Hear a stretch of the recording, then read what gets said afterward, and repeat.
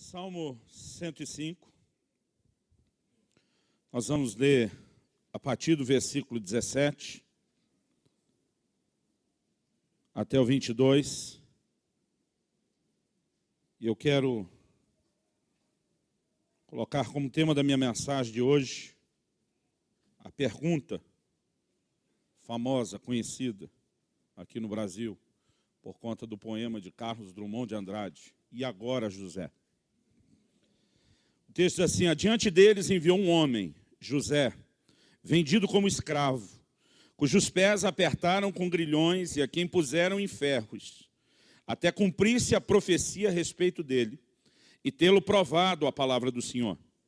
O rei mandou soltá-lo, o potentado dos povos o pôs em liberdade, constituiu o senhor de sua casa e mordomo de tudo que possuía. Para seu talante sujeitar os seus príncipes e aos seus anciãos, ensinar a sabedoria. Amém. Pai, nós oramos nessa hora no nome de Jesus, pedindo graça. Graça para que a Tua palavra seja comunicada, graça para que a Tua palavra seja recebida e entendida, e que tanto para comunicá-la como para recebê-la, nós possamos estar debaixo da ação do Espírito Santo, o Espírito da verdade. Que a Tua palavra fale e cale nos nossos corações. Que aquilo que o Senhor quer realizar no íntimo de cada um de nós possa ser feito, possa ser trabalhado por obra sobrenatural, por intervenção do Senhor, pelo toque da Tua mão nas nossas vidas hoje. A nossa oração é o nosso clamor, em nome de Jesus. Amém. Amém. Como eu disse antes, a frase Agora José, ela foi tirada do poema José, de Carlos Drummond de Andrade, e tornou-se uma expressão muito popular no Brasil, né? Usada quando a gente não sabe o que fazer diante de uma decisão ou de uma situação difícil, né? Não vou recitar o poema, não é meu propósito, mas essa frase que foi tão popularizada, aliás, muitas vezes eu ouvia, né, já os mais velhos falando, e agora José, sem fazer ideia, né, da onde vinha essa tal da frase. Mas eu acredito que nós temos um José bem melhor do que o do poema, a quem a gente possa, talvez, redirecionar a mesma pergunta em situações difíceis. Esse texto que nós lemos fala de José, um dos filhos de Jacó, o patriarca, e eu acredito que nós podemos olhar para ele como um símbolo de quem acreditou naquilo que o Senhor, naquilo que Deus tinha para si, e decidiu escrever a sua própria história, perseguindo o seu destino profético. Esse versículo 19 do texto que nós lemos é o que eu quero destacar. O texto diz assim: até cumprir-se a profecia a respeito dele e tê-lo provado a palavra do Senhor. Outra versão diz, e a palavra do Senhor o provou. A tradução brasileira apresenta esse texto assim: até que chegasse o tempo para o cumprimento da sua palavra, a promessa de Jeová o provou. Até que o tempo determinado para que tudo se cumprir chegasse, José, de fato, foi não apenas provado, mas o que me chama a atenção é que a Bíblia diz que a mesma palavra que direcionou, né, José em relação ao seu destino profético, a mesma palavra profética da parte de Deus que veio a ele trazendo os sonhos, trazendo a inspiração a respeito do lugar que ele deveria um dia alcançar. Essa mesma palavra o submeteu à prova. E eu gostaria, antes de discorrermos um pouco sobre a vida de José, que a gente pudesse tentar entender um princípio. Eu creio que há pessoas que muitas vezes acham que estão sozinhas no governo da sua vida, podendo apenas fazer o que querem, e não se sujeitam à vontade de Deus e ao propósito de Deus. O Senhor Jesus nos ensinou a dizer: venha o teu reino, seja feita a sua vontade. Né? A palavra de Deus nos mostra que nós não deveríamos apenas fazer nossas próprias escolhas sem buscar o cumprimento do plano de Deus. Quando Tiago diz o seguinte: vocês que dizem hoje ou amanhã, nós vamos a tal cidade, vamos negociar, ganhar dinheiro, e diz, vocês deveriam primeiro dizer, se o Senhor quiser e se vivemos. Há pessoas que ignoram o fato de que precisam de forma voluntária, intencional, formal, clamar pela intervenção do governo de Deus. E porque não clamam e não buscam a direção de Deus, acabam não vivendo o propósito de Deus. Há outros que acreditam que tudo aquilo que Deus decidiu fazer vai acontecer sozinho. principalmente em casos quando já existe uma palavra profética, como no caso de José. Porque alguns acreditam que a palavra profética faz as coisas acontecerem. Isso não é verdade. Um dia desse estava conversando com alguém e a pessoa falou para mim, olha, eu não acredito que Judas tinha escolha. Porque o próprio Senhor Jesus diz, nenhum se perdeu, né, nenhum deles se perdeu, a não ser o filho da perdição, para que se cumprisse a Escritura. Né? Então ele falou, cara, tinha algo já profetizado, aquilo tinha que se cumprir e ele não tinha escolha. Né? Eu falei, você pode olhar dessa forma, ou você pode entender que o Deus, né, onisciente, que conhece todas as coisas, inclusive a escolha das pessoas antes delas serem feitas, ele pode falar de algo que vai acontecer, porque ele já sabe o que vai acontecer. Deus não precisa fazer com que as coisas aconteçam, porque ele disse que ia, como se ele lançasse uma palavra, né, ao destino, à sorte, e depois, agora que falei, alguém tem que se lascar para que isso se cumpra. Nós precisamos entender a mente de um Deus que enxerga o que ainda não aconteceu, que conhece as nossas escolhas. Então, normalmente, quando a gente fala que a profecia se cumpriu, não é porque Deus direcionou aquilo e as pessoas não tinham escolha. Quando uma palavra profética é dada, Deus já está anunciando a escolha que seria feita. Mas nós precisamos entender que temos o direito de escolher. Nós podemos traçar o nosso próprio destino. As pessoas podem escolher viver eternamente com Deus ou eternamente na condenação eterna do inferno com o diabo. As pessoas podem escolher o caminho no qual deveriam andar. Se para que a vontade de Deus se cumpra, a gente não precisa falar nada, não haveria razão nenhuma da Bíblia dizer que eu tenho que declarar se o Senhor quiser. Se a vontade de Deus se cumpre de forma arbitrária, vamos só vivendo a vida e tudo que acontecer é responsabilidade de Deus apenas. Mas eu não creio nisso. Paulo escreve a Timóteo, em 1 Timóteo 1,18, ele diz, de acordo com as profecias que foram ditas a teu respeito, combate o bom combate. Até porque ele mostra que nem toda a palavra profética é preditiva. Nem toda a palavra profética está falando do que vai acontecer. Algumas delas sinalizam aonde Deus gostaria de nos levar. E José foi um camarada que teve direcionamento profético sobre aquilo que Deus queria que ele alcançasse, sobre aquilo que Deus queria que ele se tornasse. Mas José foi alguém que ao longo do caminho precisou fazer escolhas. José foi alguém que ao longo do caminho precisou lutar para viver o melhor de Deus. Ele aprendeu a andar num trilho de princípios que Deus estabeleceu. Isso fez dele um homem abençoado. Isso fez dele um homem bem-sucedido. E há momentos onde, de fato, a gente olha para aquilo que José passou e enfrentou. E eu creio que, conhecendo ou não, a frase tirada do poema de Carlos Drummond de Andrade, dá vontade de dizer, e agora, José? Porque, diante de muitas circunstâncias, José se conduz de uma forma exemplar. E ele é modelo para mim, ele é modelo para você. A Bíblia mostra que, de fato, havia um direcionamento profético, sim. Mas a Bíblia diz que ele foi provado. Ele passou pela prova. Essa palavra foi provado. Fala literalmente dos metais que são provados no fogo, que passam pelo processo de purificação no fogo. Isso me faz entender, querido, que eu e você, enquanto estamos caminhando para alcançar aquilo que Deus tem para nós, podemos permitir que as circunstâncias nos refinem, nos tornem melhores para aquilo que Deus planejou, ou nós podemos permitir que elas abortem todo o processo que Deus tem. Depende de como eu e você decidimos nos conduzir. Então eu queria que a gente fizesse algumas considerações a respeito de José. Eu convido você a ir comigo lá para o livro de Gênesis, no capítulo 37. Livro de Gênesis, capítulo 37. A história de José toma muitos capítulos do livro de Gênesis, não dá para a gente ler tudo agora. Eu aconselharia você a meditar com calma depois. Mas o texto de Gênesis 37 diz assim, a partir do versículo 2. Essa é a história de Jacó. Tendo José 17 anos, apacentava os rebanhos com seus irmãos. Sendo ainda jovem, acompanhava os filhos de Bila, os filhos de Zilpa, mulheres de seu pai, e trazia más notícias deles a seu pai. Ora, Israel amava mais a José que a todos os seus filhos, porque era filho da sua velhice, e fez-lhe uma túnica talar de mangas compridas.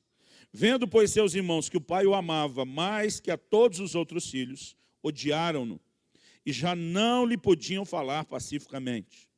Teve José um sonho, e o relatou aos seus irmãos. Por isso, o odiaram ainda mais.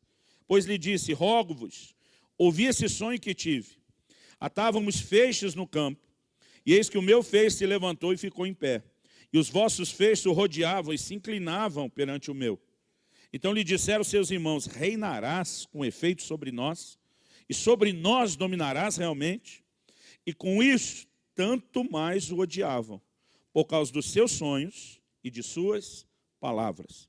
Teve ainda outro sonho, e o referiu aos seus irmãos, dizendo, sonhei também que o sol, a lua e 11 estrelas se inclinavam perante mim. Contando a seu pai e a seus irmãos, repreendeu o pai e lhe disse, que sonho é esse que tivesse? Acaso iremos eu, tua mãe e teus irmãos a inclinar-nos perante ti em terra? Seus irmãos lhe tinham ciúmes.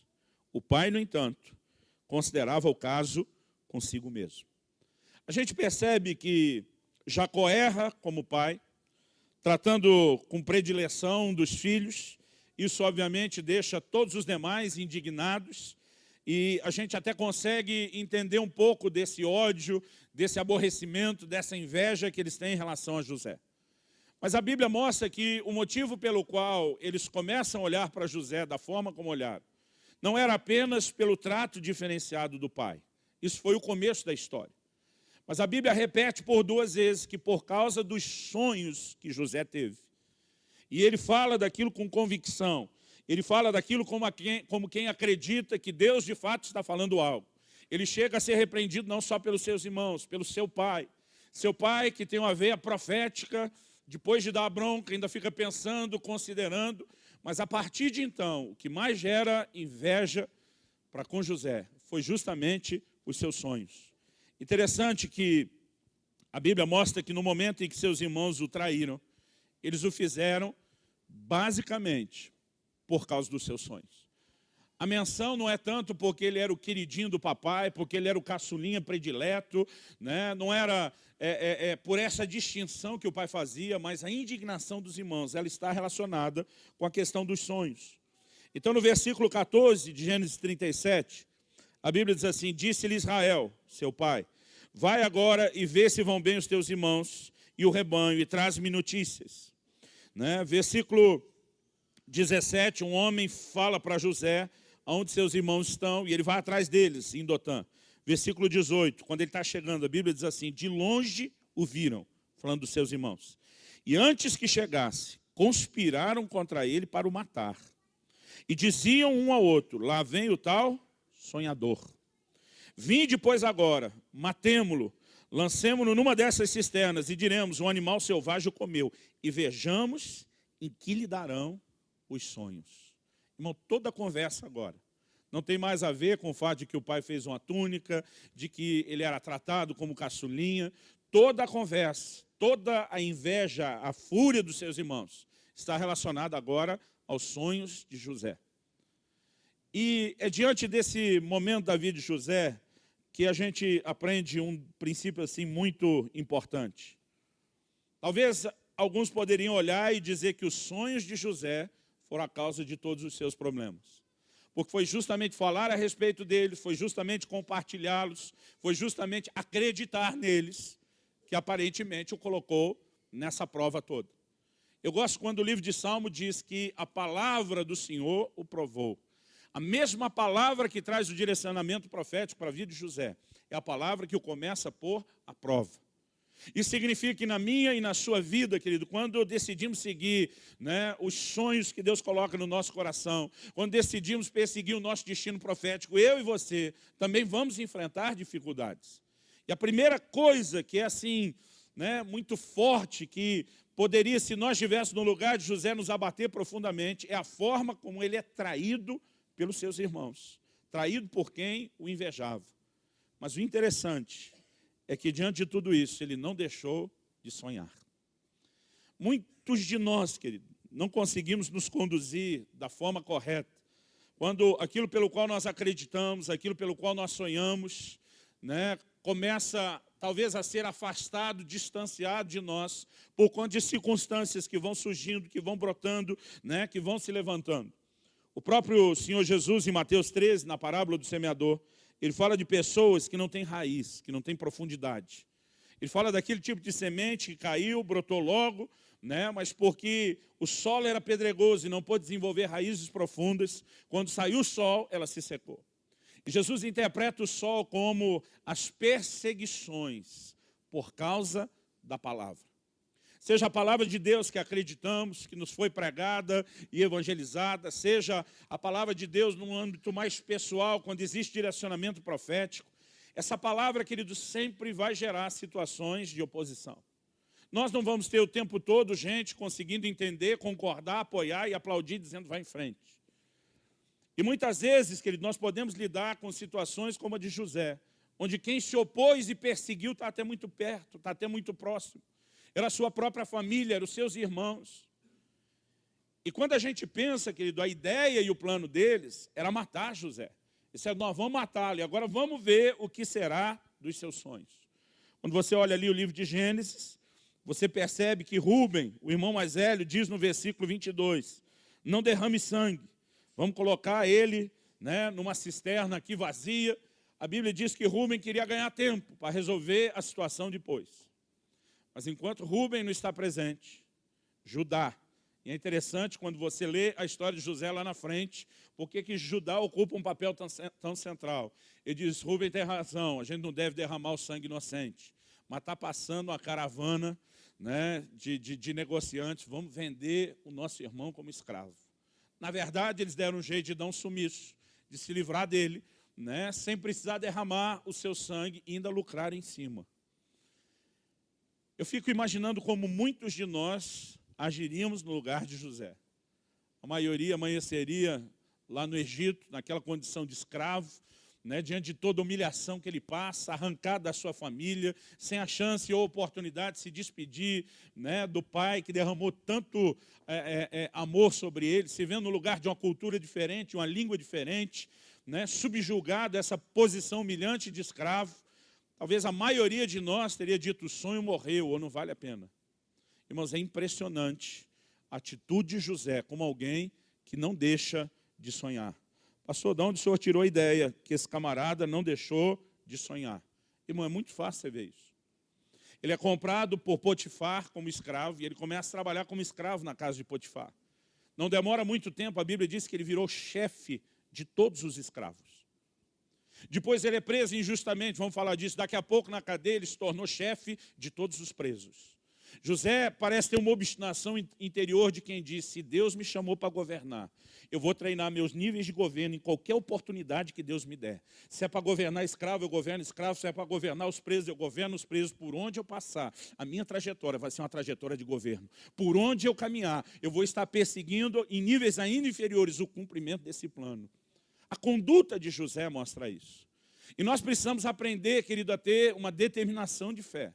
Tem muitas pessoas que não conseguem lutar por aquilo que Deus colocou no seu coração. Tem muita gente que não consegue perseguir os sonhos que Deus plantou e que muitas vezes confirmou através de tantas palavras proféticas e alguns às vezes deixam a vida inteira passar de forma passiva, esperando que Deus faça tudo sozinho. Há aqueles que vão ao extremo de não acreditar que Deus pode governar, intervir ou de não suplicar a intervenção de Deus. Mas aqueles que vão ao outro extremo de achar que tudo vai acontecer sozinho sem que haja a sua participação. A gente deveria se perguntar por que normalmente Deus fala com as pessoas tanto tempo antes dele fazer aquilo que ele quer fazer. Se você olhar para Abraão, Deus fala muito tempo antes. Se você olhar para Moisés, ele já tinha o desejo ou o entendimento de achar que seria o libertador do povo 40 anos antes de Deus se manifestar para ele na sarça. Davi tinha palavras de que iria governar a nação, mas passou muitos anos fugindo de Saul. Para a maioria dos homens e mulheres de Deus, você olha na Bíblia, Deus anunciava muito tempo antes. O que já fez, às vezes, me levar a dizer para Deus, será que não dá para o Senhor falar um pouquinho mais perto? Para a gente não sofrer tanto, não ficar tão ansioso, né, a respeito disso. Mas a razão pela qual Deus fala antes, querido, não é para te fazer sofrer em ansiedade, é para que você se prepare, é para que você coopere com Ele, é para que você possa interagir com Ele. E a gente vê em José alguém que compreende. E diante de tudo aquilo que se levanta, José é um cara que ele decide não desistir de sonhar, ele decide não desistir de acreditar que Deus está no controle e que deve permanecer fiel ao propósito de Deus. Então, quando você estiver debaixo de perseguição cerrada, né, quando tudo parece se opor ao cumprimento daquilo que Deus te fez sonhar ou direcionou, você pode fazer a pergunta, e agora, José? eu sento e choro, eu desisto, eu procuro ter uma atitude de perseverança, de fidelidade, de fé, de dizer, eu não vou deixar que nada na vida me atropele, eu que vou atropelar o que surgir pela frente. Porque se Deus falou, irmão, está falado. Mas a gente precisa entender que isso não revela só o que Ele quer fazer. A intenção de Deus ao revelar o que Ele quer fazer é de provocar em nós uma atitude de parceria, de correspondência. Então nós temos que cooperar com Ele. Temos que cooperar crendo, temos que cooperar, né, agindo com paciência. Davi diz assim, esperei com paciência no Senhor. E Ele se inclinou para mim. Às vezes eu li e dizia, será que não é redundante esperar com paciência? Não, porque tem muita gente que está esperando na marra, mas por dentro impaciente.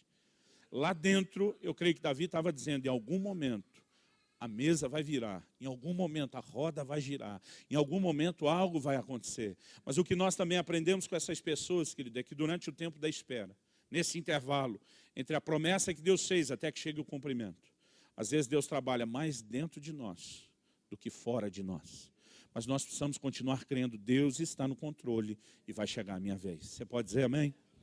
A segunda coisa que eu vejo na vida de José em relação às provas é que ele foi assediado por propostas erradas. Ele foi tentado, né? José enfrentou oportunidades de quebrar o mandamento de Deus. Em Gênesis, no capítulo 39, se você avançar lá do versículo 7 ao 9, a Bíblia fala a respeito de algo que eu acho que a gente não precisa atribuir isso ao mundo espiritual. O texto diz assim, Gênesis 39, 7. Aconteceu, depois dessas coisas, que a mulher de seu senhor, a mulher de Potifar, pôs os olhos em José e lhe disse, deita-te comigo. Ele, porém, recusou e disse à mulher do seu senhor, tem-me por mordomo, meu senhor, e não sabe do que é em casa. Pois tudo o que tem me passou ele as minhas mãos. Ele não é maior do que eu nessa casa, e nenhuma coisa me vedou, senão a ti, porque és sua mulher. Como, pois, cometeria eu tamanha maldade e pecaria contra Deus? A Bíblia fala a respeito de José no versículo 6. Nós não lemos, a gente começou do 7. O versículo 6 termina dizendo assim, José era formoso de porte e de aparência. Em outras palavras, o moleque era saradão.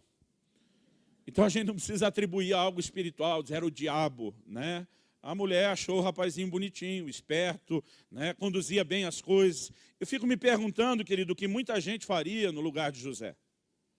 Porque José não nasceu escravo, ele viveu em liberdade. Ele acaba na condição de escravidão de forma injusta. E talvez muita gente nessa hora use suas amarguras para tentar justificar os seus erros. Esse camarada nunca me viu na vida. Me compra para fazer de mim um escravo, para me tratar como um objeto dentro da sua casa. Se ele quer que eu seja um objeto e não uma pessoa, se ele quer que eu não tenha escolhas, então você é um objeto da mulher dele, um objeto sexual. Tem pessoas, querido, que muitas vezes tentam usar a leitura de toda dificuldade que passa, como se fosse um pretexto, para que elas possam escolher um caminho errado, para que elas possam lutar contra Deus, para que elas possam ferir o plano de Deus. Interessante que José, ele fala, eu não vou nem fazer essa maldade contra o seu esposo, mas ele diz, eu não vou pecar contra Deus. Em outras palavras, sabe o que o José está dizendo? Eu posso não entender o que eu estou enfrentando. Eu sei que a prova está grande e está difícil, mas ele está dizendo, Deus não é o meu culpado, Deus é a minha solução. Eu vou permanecer fiel a Ele. Eu vou honrá-lo. Irmão, não foi uma vez só. Versículo 10 diz assim, falando ela a José todos os dias, e não lhe dando ele ouvidos para se deitar com ela. Então, essa mulher começa a infernizar a vida dele.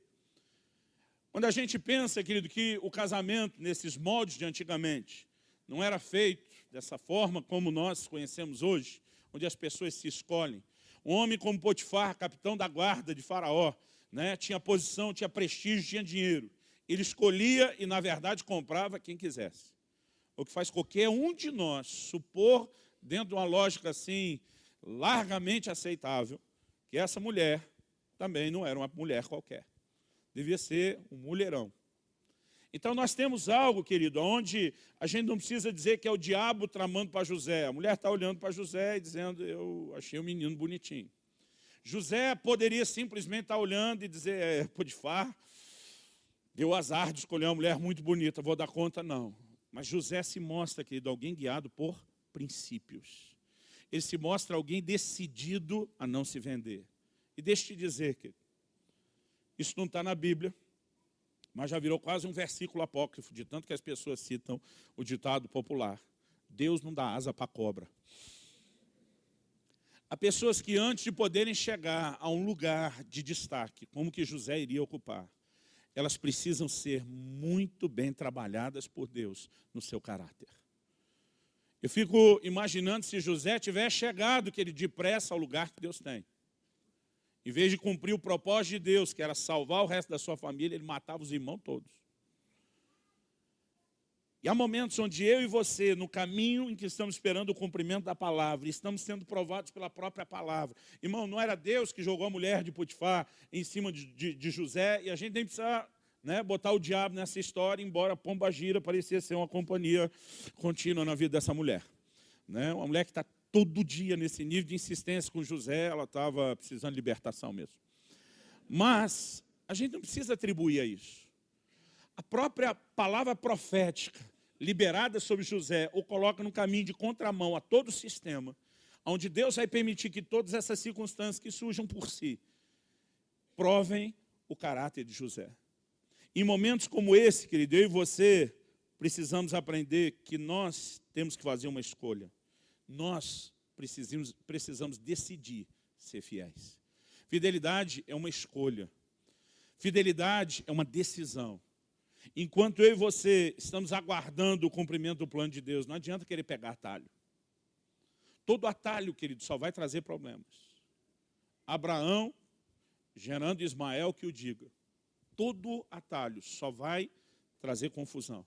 Mas eu e você precisamos ter uma atitude de fidelidade. Eu olho para José e eu fico impressionado.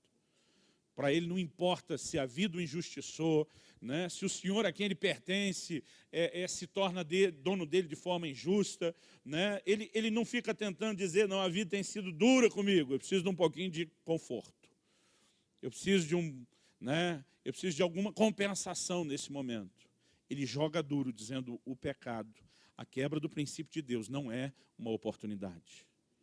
Então, em circunstâncias como essa, querido, onde talvez o seu destino esteja em jogo, e você tiver que perguntar, e agora, José?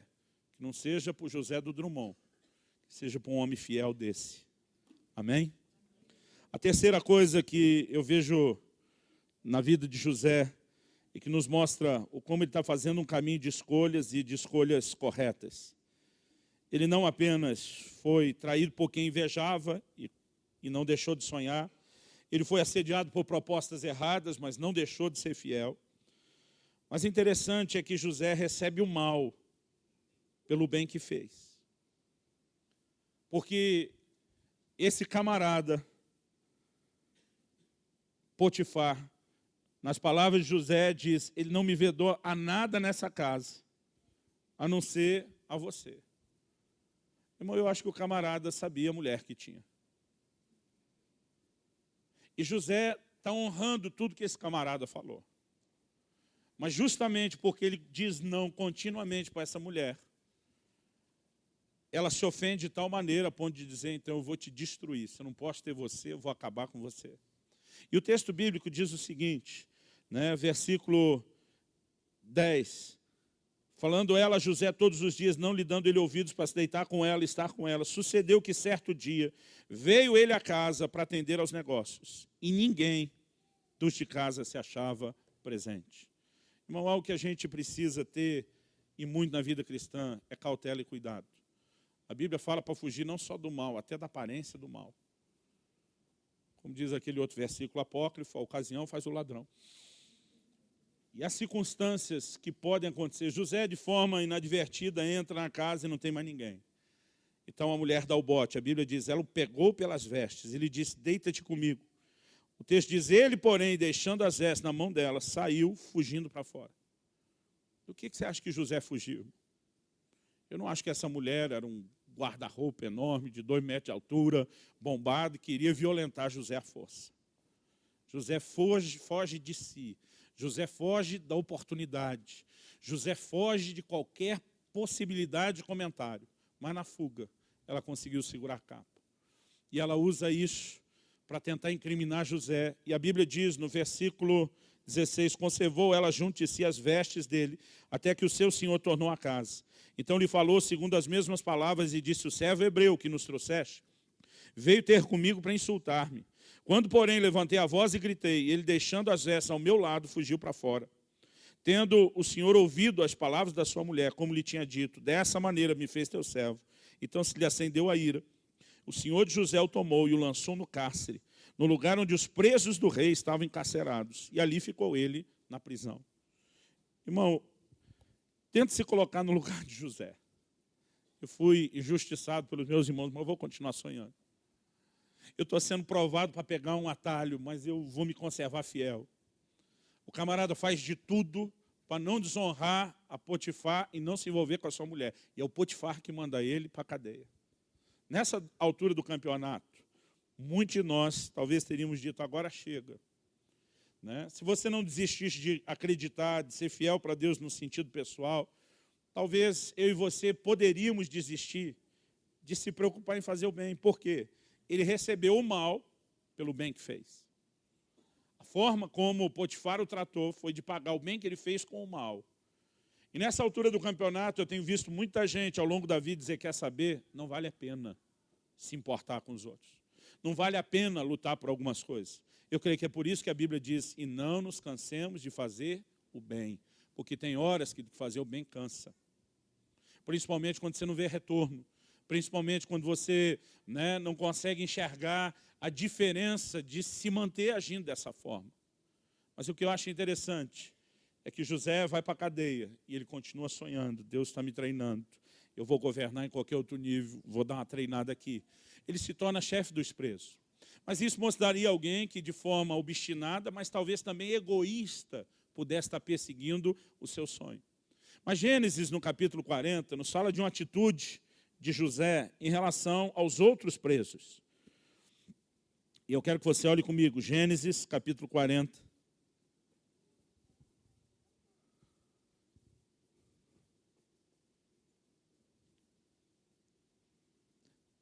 Diz que 2 oficiais do rei, o copeiro-chefe e o padeiro-chefe foram presos.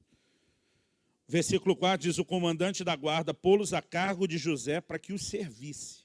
Eles estavam debaixo da autoridade dele para servir a ele. E por algum tempo estiveram na prisão. Ambos sonharam, cada um seu sonho na mesma noite. Cada sonho com a sua própria significação. O copeiro e o padeiro do rei do Egito que se achavam encarcerados. Vindo José pela manhã, versículo 6, viu-os, e eis que estavam turbados. Então perguntou aos oficiais de Faraó, que com ele estavam no cárcere da casa do seu senhor, por que tendes hoje triste o semblante? Irmão, ninguém abriu a boca, ninguém reclamou. Mas quando ele bate os olhos na turma, ele vê que os dois estão diferentes. E José se interessa. José se importa. José não permite que o mal que lhe pagaram em troca do bem que ele fez, o fizesse parar de fazer o bem às pessoas. Porque muita gente, nesse momento da sua vida, acaba fazendo uma escolha errada. Mas José nos ensina algo. Versículo 8. Eles responderam, tivemos um sonho, e não há quem o possa interpretar. Disse-lhe José, porventura não pertence a Deus as interpretações? Contai-me o sonho. José não está perguntando, querido, só por curiosidade. Eu não sei se já aconteceu com você, mas já aconteceu comigo. De perguntar para alguém, tudo bem, e a pessoa responder, não está nada bem, a gente leva um susto, porque você não queria ouvir isso. Você perguntou por perguntar. Há momentos assim que você pergunta no piloto automático. Um amigo meu chegou no velório, foi cumprimentar parte da família que tinha perdido o parente, perguntou, tudo bem? A pessoa olhou para ele e falou, não está nada bem. Ele falou, não, eu sabia que não estava bem, me perdoe, foi o automático. Eu não sabia onde enfiar a cara, porque eu estava do lado, eu me senti culpado junto. Mas muitas vezes, querido, a gente não está realmente se importando com alguém. A pergunta de José não é essa. Por que vocês estão tristes? Nós tivemos um sonho. Conta o sonho. Deus pode interpretar o seu sonho. Eu quero ser um canal de Deus na vida de vocês. Eu quero ser um instrumento de bênção na vida de vocês. Eu quero ser, alguém que continua praticando o bem. Irmãos, nós não podemos, em momento algum, nos cansar de fazer o bem. Não importa que tipo de retribuição pareça que eu e você possamos estar vivendo. Enquanto muitos se magoam em circunstâncias como essa, e deixe de se importar, deixe de querer servir, a gente olha para um José que decidiu, eu não vou deixar de fazer o bem pelos outros. E numa hora dessa na vida, eu repito, a gente deveria perguntar não para o José do Drummond, mas para esse José, e agora, José? E ele vai te responder, agora você continua se importando. Você continua fazendo, você persevera em servir as pessoas. José se depara com uma outra situação que seria um agravante. E a quarta coisa, que poderia ser um grande fator de desânimo, não só para José, para mim e para você. Ele interpreta o sonho, e diz para o padeiro, velho, você já era, 3 dias você está liquidado. Mas ele olha para o copeiro e diz, Deus quer que você tenha esperança, você vai ser inocentado. E você não só vai sair da cadeia, você vai voltar ao seu cargo. Você vai ser restituído à posição do homem de maior confiança de Faraó. Copeiro, que ele não dava só o copo, o rei bebeu o vinho.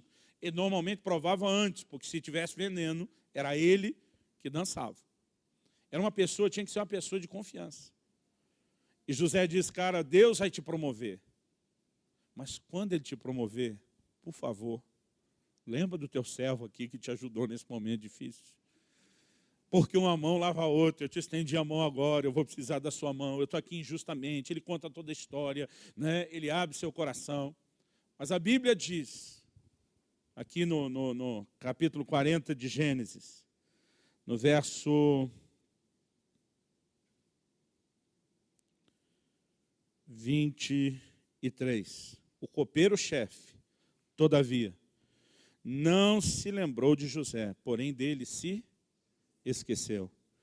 Versículo 1 de Gênesis 41. Passado 2 anos completos. Então não é que o cara esqueceu uma semana. Não é que o cara esqueceu um mês. Irmão, tente se imaginar no lugar do copeiro. Você foi para a cadeia. Você e uma outra pessoa vão julgar quem dos dois é o provável culpado dessa conspiração da qual você também foi feito suspeito. Esse tipo de história não terminava de outra forma, a não ser como a que terminou a do padeiro. E na dúvida, às vezes, era melhor matar os dois. Mas alguém te traz uma palavra de conforto, dizendo, cara, Deus vai mudar a sua sorte. Ele vai trazer luz, Ele vai explicar essa história, você vai ser inocentado, você vai ser restaurado. Mano, isso é história para você contar o resto da vida, não é para você esquecer. Mas a Bíblia diz que o copeiro se esqueceu de José. E mesmo no momento onde a pessoa está perseverando em fazer o bem, quando fizer o mal, você descobre que gente que você estendeu a mão, gente que você ajudou, pode se esquecer de você. Mas algo interessante na atitude de José é que mesmo esquecido por quem o ajudou, ele sabe que Deus não se esqueceu dele. Irmãos, e aqui eu creio que está o problema de muita gente. Muita gente confunde ser esquecido por outros com ser esquecido por Deus. E nós não podemos se permitir fazer esse tipo de confusão. Eu olho para a forma como José vai conduzindo a sua vida. Você vê um cara que quer esquecer a sua história. Em Gênesis 41, 51, diz que o nome que ele dá ao primeiro filho é Manassés. E ele diz assim, pois Deus me fez esquecer. Ele quer esquecer a sua história. Ele quer esquecer a casa dos seus pais, de onde ele foi arrancado. Ele quer esquecer a sua dor. E ele olha ao longo do caminho e diz, Deus me fez esquecer. Em outras palavras, ele reconhece, Deus tem agido na minha vida. Nós vemos em tudo aquilo que ele está fazendo. Embora é vendido de forma injusta como escravo, Deus o faz prosperar como escravo. Embora ele é preso de forma injusta, ele vê a mão de Deus sobre ele, não apenas engrandecendo ele na prisão, mas usando a vida dele. Em todo momento ele sabe que a mão de Deus está com ele e que Deus não esqueceu. Em Gênesis 41, 52, a Bíblia diz que o nome que ele dá ao segundo filho é Efraim, porque ele diz, Deus me fez próspero. Em todo o tempo, José está olhando para a sua vida e dizendo, a mão de Deus tem estado comigo. E essa distinção, querido, é muito importante, porque ao longo da caminhada, as pessoas podem esquecer de mim e de você. A verdade, querido, é que o copeiro não esqueceu para sempre. Na hora certa, na hora que Faraó precisou, o copeiro lembrou. E nós precisamos acreditar, querido, que existe um tempo para que algumas coisas aconteçam nas nossas vidas. E mesmo que as pessoas possam se esquecer ao longo do caminho, eu preciso acreditar que o meu destino não depende da memória de ninguém. O meu destino está na mão de um Deus maior do que a memória de qualquer pessoa. Eu às vezes me questiono se Deus não deu uma apagadinha na memória do copeiro. Porque não era a hora, querido. José não está pronto para sair dali.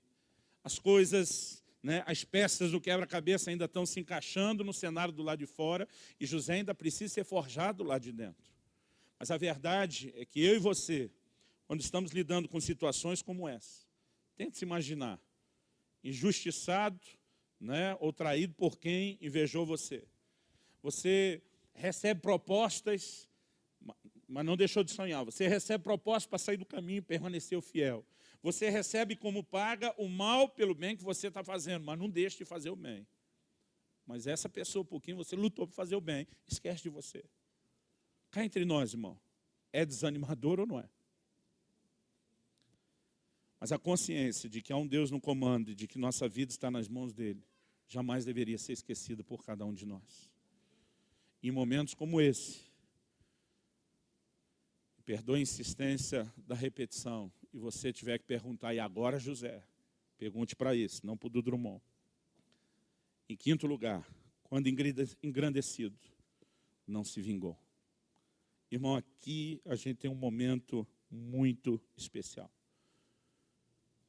Quando engrandecido, José não se vingou, mas resolveu pagar o mal com o bem. Abra sua Bíblia comigo em Gênesis 42. Algo me chamou a atenção essa semana, enquanto eu meditava nesse assunto, lendo, relendo a história de José, perguntando para ele várias vezes, e agora, José? Algo me chamou a atenção. No capítulo 42, é quando os seus irmãos vêm ao Egito para comprar comida. Nem sonham qual é o destino de José. E encontra os seus irmãos. Versículo 6 diz assim, de Gênesis 42. José era governador daquela terra. Era ele quem vendia todos os povos da terra. E os irmãos de José vieram e se prostraram, rosto em terra, perante ele. Observe essa frase. E se prostraram, rosto em terra perante ele. Vendo José a seus irmãos, reconheceu-os, porém não se deu a conhecer. E lhes falou gentilmente, asperamente. E lhes perguntou, de onde vindes? Responderam, da terra de Canaã para comprar mantimento. José reconheceu os irmãos, porém eles não o reconheceram. Olha o 9. Então se lembrou José dos sonhos que tivera a respeito deles. Quando a Bíblia diz, lembrou José dos sonhos que tivera a respeito deles, eu não creio que a Bíblia está dizendo que ele nunca mais lembrou disso. Porque você vê a forma como ele se conduz ao longo de toda a sua vida. Eu creio que no momento, querido, onde ele é engrandecido àquela posição, né, ele deve se lembrar o tempo todo do sonho. Mas esse se lembrou do sonho, irmão. Quando o cara está falando de forma áspera, eu particularmente acredito que José, como eu e você, foi tentado. Agora vocês vão se ver comigo. Quem me viu passar na prova e não me ajudou, vai se lascar na minha mão. Tem muita gente, querido, que no momento da promoção não se conduz de acordo com o coração de Deus. E a gente precisa entender a razão pela qual José passa todo esse tempo. E a atitude de José, querido, é muito nobre. Não dá tempo da gente ler, né, a história inteira, como eu disse. Mas o que a gente percebe em José é que o seu senso de destino profético o levava a andar na convicção do cumprimento do plano de Deus, e ele enxerga isso como algo maior. Vai comigo para Gênesis 45, do versículo 5 até o 8. Gênesis 45, do versículo 5 até o 8. Ele falando com os irmãos, depois de ter se revelado a eles. Ele faz toda uma novela antes disso. E é interessante, querido, a hora que José decide se revelar. Ele, na verdade, faz um terrorismo em cima de Judá. Quem foi Judá? O cara que arquitetou na ausência de Rúben a venda dele. Quando ele ameaça segurar Benjamim, Judá se levanta e diz, cara, não faz isso. Eu me coloquei de fiador. Eu mandei meu pai matar os meus filhos se eu não voltasse com esse irmão mais novo. E de repente José começa a amolecer, porque ele vê o Judá que tramou isso tudo contra ele, agora defendendo Benjamim, dizendo, me prende, acaba com a minha vida, mas não deixa esse menino sofrer. Eu não posso mais ferir o coração do pai. E nesse momento José amolece, ele interrompe, né, o jogo. Mas você percebe, querido, um José que tinha consciência do que Deus estava fazendo. Versículo 5. Ele diz, agora, pois, não vos entristeçais. Né? No versículo anterior, ele diz, eu sou José, vosso irmão, a quem vendeste para o Egito. Ele diz, agora, pois, não vos entristeçais, nem vos irriteis contra vós mesmos, por me haverdes vendido aqui, porque para a conservação da vida, Deus me enviou adiante de vós. Ele não se revela dizendo, agora vocês vão se ver. Agora eu vou pisar em vocês. Ele começa a dizer, não se entristeça. Ele conforta o coração deles. Não se irritem contra vocês. Vocês vão ter que dar a volta por cima. Porque Deus acabou usando essa situação. E olha o que ele diz assim, para a conservação da vida, Deus me enviou adiante de vós. Porque já houve 2 anos de fome na terra, ainda restam 5 anos em que não haverá lavoura nem colheita. Deus me enviou adiante de vós para conservar a vossa sucessão na terra e para vos preservar a vida por um grande livramento. Assim não fostes vós que me enviaste para cá, e sim Deus, que me pôs por pai de Faraó, senhor de toda a sua casa, e como governador em toda a terra do Egito. Irmão, sabe o que me parece ainda mais doído? É José entender o propósito. E diz, eu não só não posso usar o poder que eu tenho agora para retalhar vocês, como eu entendi que a razão pela qual Deus me trouxe para cá, era para sustentar a vida de quem tentou me matar. Ele diz, o papel onde Deus me colocou é para servir vocês, é para cuidar de vocês, é para garantir a vida de vocês e confortar o coração de vocês, para que enquanto vocês são supridos aqui, vocês consigam fazer isso com o coração alegre. Irmãos, nós precisamos entender que as pessoas que normalmente Deus promove aos lugares onde Ele pode fazer diferença através delas, são pessoas que não enxergam só o seu próprio umbigo. Porque tem muita gente, querido, que ele olha para a sua vida e ele acha que tudo diz respeito a ele apenas. Algumas pessoas que algumas vezes vão pagar um preço de sacrifício maior para o bem dos outros. Elas muitas vezes vão ter um pouco do seu conforto comprometido para que muito mais gente possa ser abençoada. E o que falta na vida de muito crente é essa visão de sacrifício.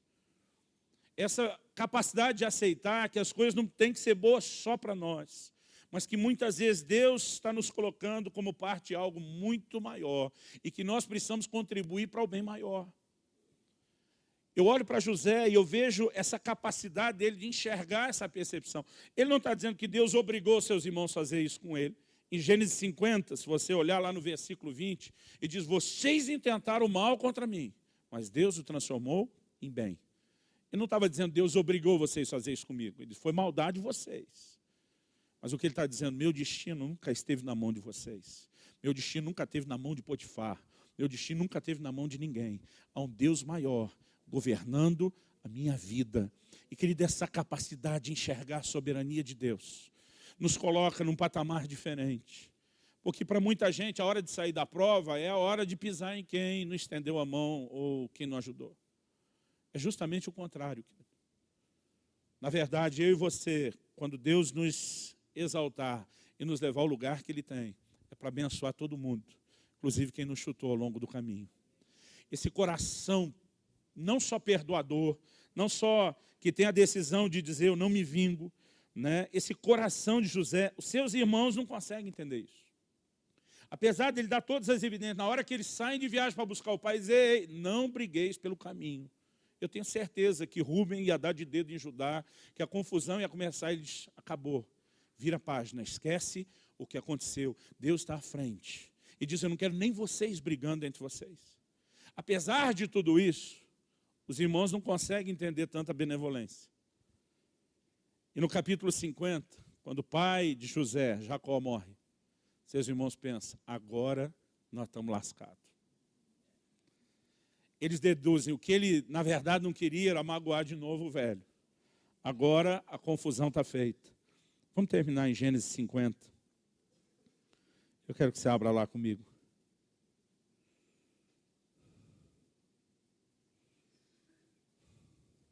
Versículo 15. Vendo os irmãos de José, que seu pai já era morto, disseram, é o caso de José nos perseguir e nos retribuir certamente o mal todo que lhe fizemos. Portanto, mandaram dizer a José, teu pai ordenou, antes da sua morte, dizendo, assim direis a José, perdoa, pois, a transgressão dos teus irmãos e o seu pecado, porque te fizeram mal. Agora, pois, te rogamos que perdoes a transgressão dos servos do Deus de teu pai. Olha o fim do versículo. José chorou enquanto lhe falava. Depois vieram também seus irmãos, prostraram-se diante dele e disseram, eis-nos aqui por teus servos. Respondeu-lhe José, não temais. Acaso estou eu em lugar de Deus? Vós, na verdade, intentaste o mal contra mim, porém Deus o tornou em bem, para se fazer, como vedes agora, que se conserve muita gente em vida. E diz, o discurso que eu sustentei antes é o mesmo discurso de agora. Deus tinha um propósito de preservar vocês. Eu não seria louco de ferir o propósito de Deus.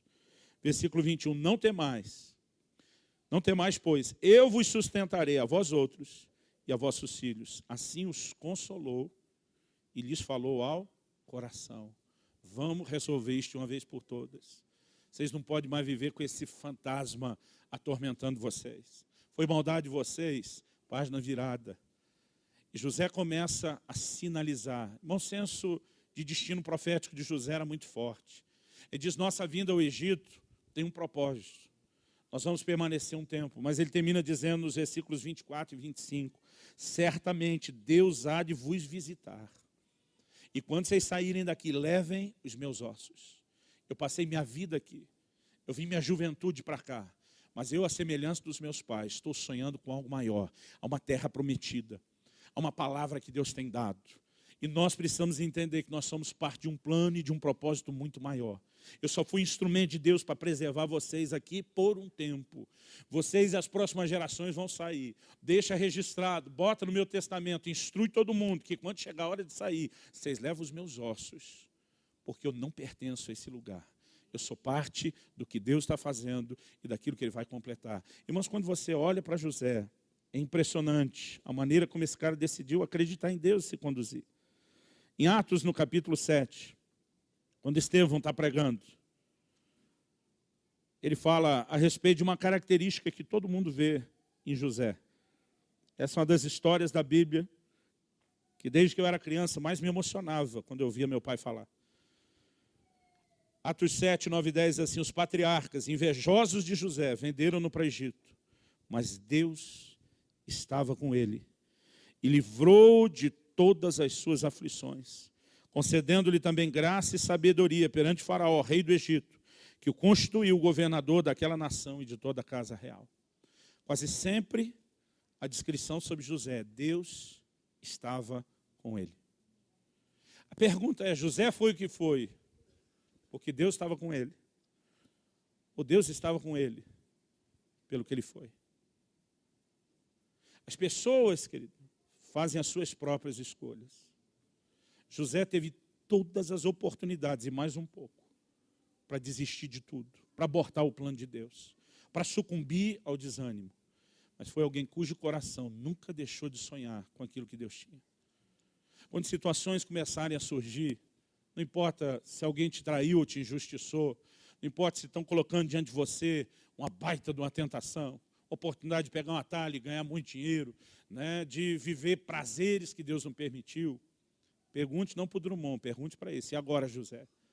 Ele vai te dizer, continue sonhando. Ele vai te dizer, continue fiel. Mas José, você que é mais experiente do que eu nisso, sabe que há momentos que as pessoas nos pagam o mal com o bem. E diz, não importa o que elas fazem. Ele vai te dizer, nós vamos continuar fazendo o bem. Mas José, tem gente para quem a gente continua a fazer o bem que esquece da gente. Mas Deus não esquece do que nós estamos fazendo. Haverá um dia de recompensa. E nesse dia não importa o que as pessoas fizeram, não importa se elas entenderam, não importa se elas aceitaram. O que importa é que tem um Deus que não se esquece da gente.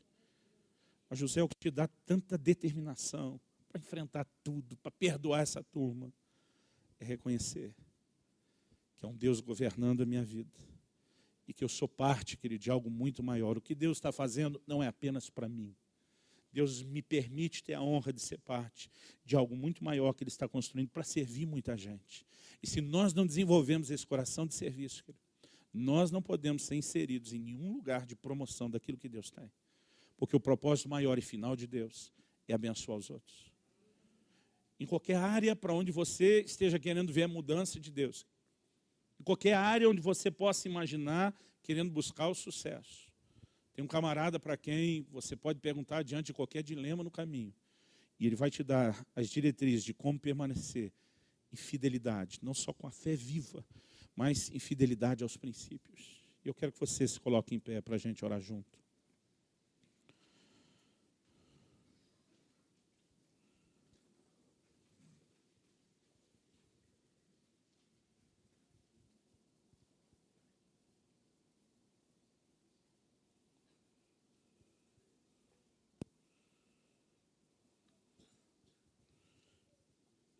Eu normalmente não gosto de abordar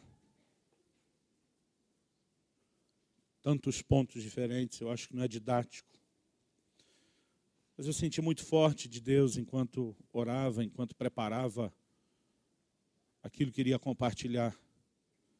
E talvez Deus ia mexer mais forte com alguns num ponto, mais forte com outros em outro. Dificilmente nós vamos ter a turma que passou tudo o que José passou. Mas a minha oração nessa manhã, querido, é que você faça uma escolha de acreditar que o Deus que nos inspira a sonhar, que fala do que Ele quer fazer na nossa vida, Ele vai nos levar até lá. E se o caminho for árduo, nós podemos contar com a certeza de que Ele vai nos tomar pela mão, de que Ele vai nos guiar. Outros se esquecerem da gente não significa que Deus se esqueceu. A vida ser cruel com você não significa que você tenha nenhum motivo para se vingar do Deus, que na verdade está tentando te levar a um lugar melhor. Eu creio que talvez alguns de nós precisamos tomar uma decisão diante do Senhor hoje de dizer, eu não vou desistir de acreditar, eu não vou desistir de sonhar. Outros de nós, talvez precisamos tomar uma decisão firme a respeito de fidelidade. Talvez você esteja aqui hoje e reconheça, pastor, eu estava na corda da bamba, estava por um fio de fazer uma bobagem. E de repente Deus está te advertindo a tempo de você abortar isso.